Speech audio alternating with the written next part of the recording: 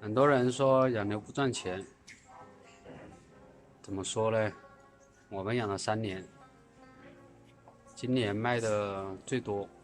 今年卖了30多万，接近40万，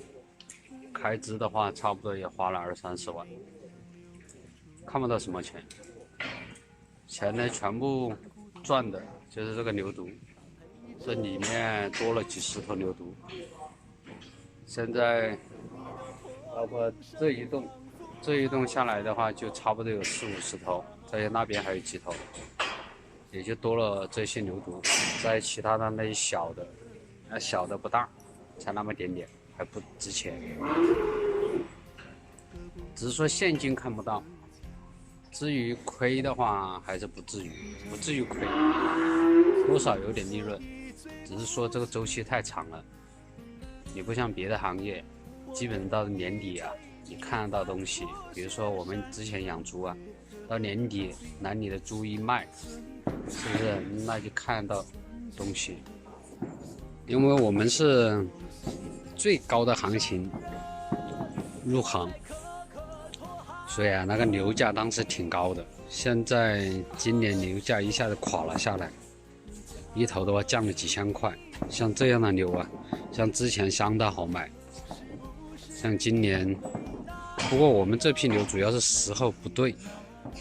因为像我们这边都是要春季，春天的时候牛好卖一点，像这个季节都是卖育肥牛、肉牛，人家过年杀肉的，像这个时候这种牛就不好卖了。再说我们发现呢，很多人无论是新手还是老手，因为我们这边大厂还不多，就是一次性买个几十头回去育肥的那种不多，都是那种小散户。小散户的话都喜欢这种300到400斤的小牛犊，所以我们有一个想法，就是从明年呢，到时候还是多养点母牛，全部像这么大的时候，300-400斤的时候就开始卖，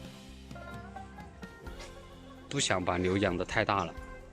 之前的话一直都考虑的养到500斤，500斤的牛人家拉回去也好养，但是我发现很多买牛的过来之后都是问200斤、300斤、400斤的牛卖不卖。之前有一个人跑过来之后，他要买200斤的牛犊，我说这样的牛犊都没蛋奶，你们是不好喂的。人家开口就是我喂了10几年牛，就算再小的100来斤的他也喂得活。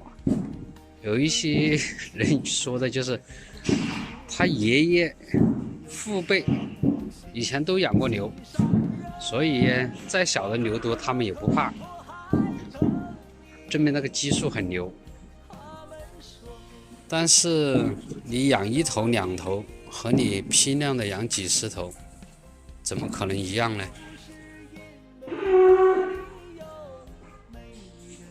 所以啊，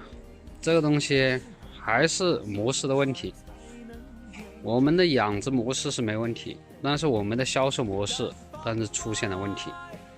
就是说我们认可的是500斤的牛犊是好养的，人家都会喜欢。因为你基本上不论是新手老手，你500斤的牛犊买回去，你养1年到年底了也就出栏了，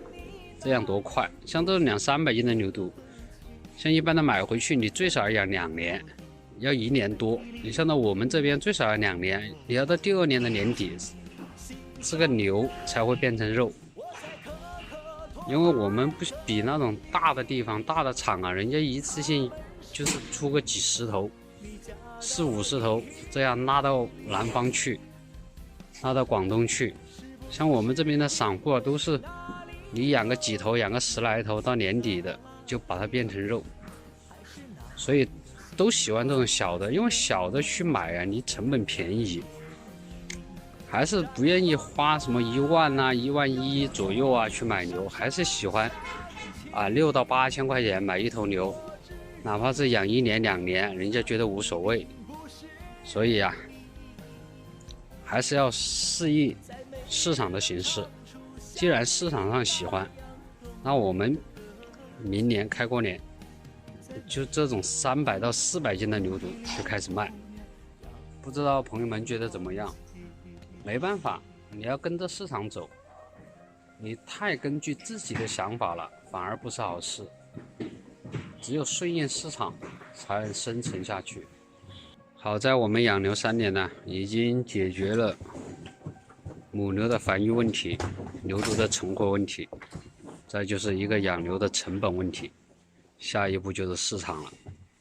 把市场要加强，要做好。门儿。